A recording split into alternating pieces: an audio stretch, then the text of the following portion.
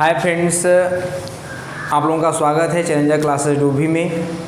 3-4 दिन तक video break था। रीज़न बहुत ही सिंपल है, क्योंकि नवरात्रि का महीना था, दशहरा चल रहा है, तो आप लोग भी त्यौहार हमें उम्मीद है कि आप लोग प्रॉपर मना चुके होंगे। अब हम लोग लौटते हैं अपने पढ़ाई की तरफ, अपने एजुकेशन की तरफ। तो हम लोग पढ़े थे सेल, और सेल वाले चैप्टर में अगले सीरीज में हम लोग स्टडी करने जा रहे हैं तारक का यानी सेंट्रोसोम के बारे में। ठीक है, तो सेंट्रोसोम क्या है, तारक काय क्या होता है, इसके बारे में हम लोग पढ़ेंगे। ध्यान देने वाली बात यहाँ पर यह है कि जो सेंट्रोसोम होता है, यह पहली बात तो सिर्फ एनिमल सेल में पाया जाता है, found only in animal cell, और सम स्मॉल प्लांट्स, कुछ छोटे पौधे लाइक एल्गी एंड फंजाई। ठीक है, इन दोनों में पाया जाता है। बाकी जितने भी हायर प्लांट्स हैं like bryophyta, Pteridophyta, gymnosperm, angiosperm, इनमें जो आपका सेंट्रोसोम होता है, तारक काय होता है, ये क्या होता है, एब्सेंट होता है।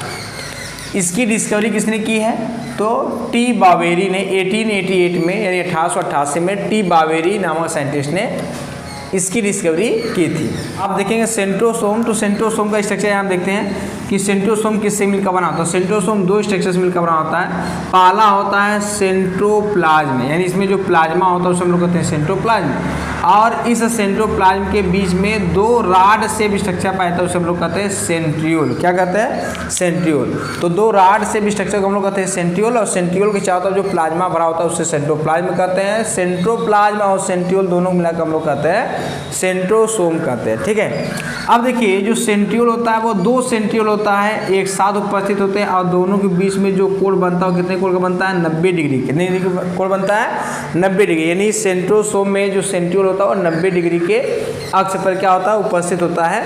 तो 90 डिग्री के कोण पर उपस्थित होता है। तो दो सेंट्रियोल एक साथ रहते हैं, इसलिए इसे हम लोग एक अलग से नाम भी देते हैं डिप्लोसोम। क्या कहते हैं, तो डिप्लोसोम। डिप्लोसोम किसको कहते हैं, सेंट्रियोल को हम लोग क्या कहते हैं, डिप्लोसोम कहते हैं। क्लियर। अब देखिए जो सेंट्रियोल होता है यानी जो सेंट्रोसोम होता है, हम लोग मेनली क्या पढ़ना है, सेंट्रियोल के बारे में पढ़ना है। तो सेंट्रियोल क्या है, राड से भी स्ट्रक्चर है। यह किसका बना होता है, तो याद रखिएगा ट्यूबुलिन प्रोटीन का। किसका बना होता है, किस प्रोटीन का बना होता है, ट्यूबुलिन प्रोटीन का बना होता है। इसके बनाने के लिए जो स्ट्रक्चर्स काम आता है उसका नाम होता है माइक्रोट्यूबुल्स। क्या नाम है, माइक्रोट्यूबुल्स। तो माइक्रोट्यूबुल्स के द्वारा मिलकर क्या होता है, सेंट्रियोल आपका बना होता है। क्वेश्चन पूछा हुआ है कि सेंट्रियोल में माइक्रोट्यूबुल्स का अरेंजमेंट कैसा होता है, तो कैसा होता है, 9+0। तो सेंट्रियोल में माइक्रोट्यूबुल्स का जो अरेंजमेंट होता है कैसा होता है, 9+0 अरेंजमेंट होता है। 9+0 का क्या मतलब, देखिए यहाँ पर हम लोग लिखे हैं टीएस ऑफ सेंट्रियोल, सेंट्रियोल का टीएस। 9 का मतलब होता है कि 9 जो माइक्रोट्यूबुल्स हैं वो किनारे की तरफ है, 9 के समूह में। देखिए 1 2 3 4 5 6 7 8 1 9। तो 9 से माइक्रोट्यूबुल्स कहाँ हैं, किनारे की तरफ है। और एक जो आपको एक माइक्रोट्यूबुल्स का जो समूह दिखाई दे रहा है, जो ग्रुप दिखाई दे रहा है, उसमें कितने माइक्रोट्यूबुल्स हैं, 3। यानी ये एक ग्रुप है, उसमें कितने माइक्रोट्यूबुल्स हैं, 3। कौन कौन, ए बी और सी। कितने माइक्रोट्यूबुल्स हैं, ए बी और सी। यानी जो 9 समूह दिखाई दे रहे हैं उसमें कितने माइक्रोट्यूबुल्स हैं, ए बी और सी। ए जो होता है वो सी से जुड़ा होता है। ए जो माइक्रोट्यूबुल्स होता है वह दूसरे के सी से जुड़ा होता है, उसे हम लोग कहते हैं एसी लिंकर। क्या कहते हैं, एसी लिंकर। यानी जो ए माइक्रोट्यूबुल्स है वह सी से जुड़ा होता है, उसे हम लोग क्या कहते हैं, एसी लिंकर कहते हैं। ठीक है, अच्छा अब आगे देखते हैं जो 9 माइक्रोट्यूबुल्स यानी जो 9 माइक्रोट्यूबुल्स का समूह होता है ना, वो कैसे अरेंज होता है। तो 9 कहाँ होता है, किनारे पर होता है, पेरीफेरी पर होता है, और 0 सेंटर में कहाँ होता है, 0। तो सेंटर में जो स्ट्रक्चर होता है उसे हम लोग कहते हैं सेंट्रल हब। क्या कहते हैं, सेंट्रल हब कहते हैं। सेंटर में जो स्ट्रक्चर होता है क्या कहते हैं, सेंट्रल हब कहते हैं। और सेंट्रल हब किससे जुड़ा हो, सेंट्रल हब से क्या निकले होते हैं, रेडियल स्पोक। क्या निकले होते हैं, रेडियल स्पोक। जैसे आप सीधी सी बात समझिए, रीन होता है तो रीन में बीच में क्या होता है, धुर्रा होता है, और धुर्रे से क्या निकली होती है, तीली निकली होती है। एकदम सेम पैटर्न में यहाँ पर भी है कि यहाँ पर सेंट्रल हब है, और सेंट्रल हब से क्या निकला, रेडियल स्पोक, यहीं तीली निकली हुई है। और यह रेडियल स्पोक जगह किससे जुड़ी हुई है, यह रेडियल स्पोक जगह पहले किससे जुड़ती है, एक्स बॉडी। किससे जुड़ती है, एक्स बॉडी। और दो एक्स बॉडी के बीच में क्या होता है, एक वाई बॉडी होती है। वाई बॉडी फिर जाकर किससे जुड़ जाती है, एसी लिंकर से। ध्यान दीजिए, रेडियल स्पोक जाकर किससे जुड़ा है, एक्स बॉडी से जुड़ा हुआ है, एक्स बॉडी, दो एक्स बॉडी के बीच में क्या है, वाई बॉडी है, वाई बॉडी फिर जाकर किससे जुड़ गया है, एसी लिंकर से। एसी लिंकर क्या है, जो माइक्रोट्यूब्यूल्स होते हैं ए किससे जुड़ा होता है, सी से, उसे क्या कहते हैं, एसी लिंकर कहते हैं। क्लियर। तो ये आपका स्ट्रक्चर है किसका, टीएस ऑफ सेंट्रियोल। फिर से एक बात समझ लेते हैं, TS of centriole. TS of centriole में माइक्रोट्यूब्यूल्स का अरेंजमेंट कैसा होता है, 9+0। 9 कहाँ होता है, पेरीफेरी यानी किनारे पर होता है, 9 समूह के रूप में होता है, 0 कहाँ होता है, सेंटर में। सेंटर वाले भाग को क्या कहते हैं, सेंट्रल हब कहते हैं। इससे क्या निकला होता है, रेडियल स्पोक। कितने निकले होते हैं, 9 रेडियल स्पोक होते हैं। रेडियल स्पोक किससे जुड़ा होता है, एक्स बॉडी से, दो एक्स बॉडी के बीच में क्या होता है, वाई बॉडी होता है। फिर जो एक्स बॉडी वाला आगे वाला जो स्पोक होता है वह जाकर किससे जुड़ा होता है, ट्यूबुल से। ये जो माइक्रोट्यूब्यूल्स है ए किससे जुड़ा होता है, सी से, उसे कहते हैं एसी लिंकर। क्या कहते हैं, एसी लिंकर कहते हैं। क्लियर। यह माइक्रोट्यूब्यूल्स किस प्रोटीन का बना होता है, तो ट्यूबुलिन प्रोटीन का बना होता है। और ए माइक्रोट्यूब्यूल्स कुल 13 यूनिट ट्यूबुलिन प्रोटीन से मिलकर बना होता है, जबकि बी जो होता है वो 10 और जो सी होता है वो भी 10। यानी ए माइक्रोट्यूब्यूल जो होता है वह 13 सब यूनिट किससे, ट्यूबुलिन प्रोटीन के, बाकी सबके 10-10 सब यूनिट से क्या होते हैं, मिलकर बने होते हैं। क्लियर।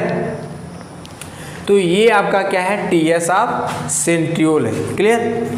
अब देखिए जो सेंट्रियोल होता है ये बनता कब है, सेल में कब बनता है, तो याद रखिएगा ये सब सेल में कब बनता है, टीलोफेज में। सेल डिवीजन जब होता है तो उसमें एक फेज आता है टीलोफेज। बस इतना याद रखिएगा कि टीलोफेज में किसका निर्माण होता है, सेंट्रियोल का निर्माण होता है। क्लियर। अब हम लोग आगे देखेंगे कि इसका कार्य क्या है। ठीक है, सेंट्रोसोम यानी सेंट्रियोल का कार्य क्या है, हम लोग ये समझेंगे। सेंट्रियोल का कार्य क्या है, फंक्शन क्या है। इसका जो मेन फंक्शन है वह फॉर्मेशन ऑफ स्पिंडल फाइबर। क्या करना, फॉर्मेशन ऑफ स्पिंडल फाइबर।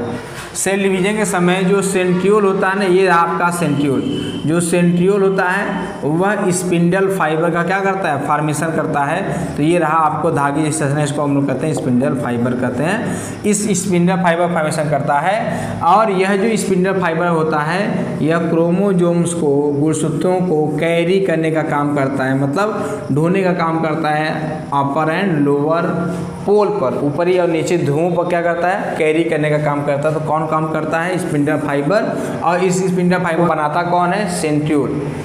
अब देखिए, अब आपके मन में एक क्वेश्चन उठ सकता है कि सर यहाँ पर सेंट्रियोल है एनिमल सेल में, इसलिए स्पिंडल फाइबर का फॉर्मेशन कौन कर रहा है, सेंट्रियोल कर रहा है। जबकि प्लांट सेल में सेंट्रियोल अब्सेंट होता है, हायर प्लांट्स में, वहाँ पर भी स्पिंडल फाइबर का फॉर्मेशन होता है। वहाँ पर कौन करता है, तो देखिए इसका बहुत ही सिंपल सा आंसर है, वहाँ पर सेंट्रियोल अब्सेंट है। लेकिन सेंट्रियोल किसका बना हुआ है, माइक्रोट्यूब्यूल्स का। प्लांट सेल में हाई अमाउंट में माइक्रोट्यूब्यूल्स पाए जाते हैं जो स्पिंडल फाइबर का क्या कर देते हैं, फॉर्मेशन कर देते हैं। क्लियर। तो ये है आपका सेंट्रियोल। और सेंट्रियोल को हम लोग कहते हैं trigger of cell division. Cell division में क्या करता है, ट्रिगर की तरह कार्य करता है। तो ऐसे ये कार्य हैं किसके, सेंट्रियोल के। ठीक है, तो ये आपका लेक्चर समाप्त हो रहा है। ये वीडियो आपको कैसा लगा कमेंट में ज़रूर बताएं और ज़्यादा से ज़्यादा प्रमोट करें वीडियो को, शेयर करें, लाइक करें, सब्सक्राइब करें चैनल्स को।